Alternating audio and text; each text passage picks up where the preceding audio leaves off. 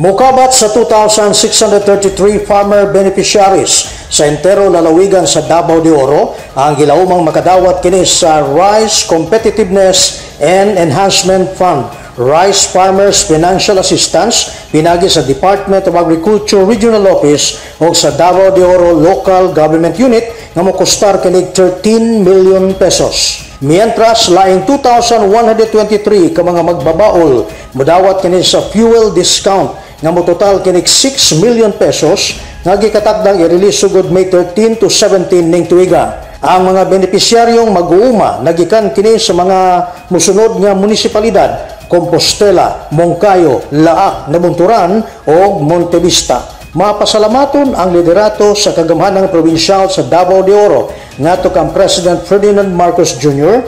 o kang Agriculture Secretary Francis Tiu Laurel Jr. sa pag-facilitate sa release sa maong asistensya ubos sa bagong Pilipinas campaign sa kasamtangang rehimen.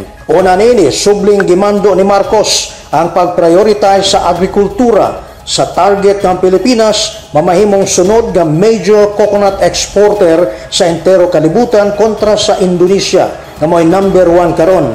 Ang pag-focus sa suliran dala sa water crisis o sa negatibong epekto niini sa irigasyon sa ato mga pananom diha sa kabukiran o kapatagan. Gikan dinhi sa lalawigan sa Davao de Oro alang sa Newsline Philippines, June Duterte, stay safe.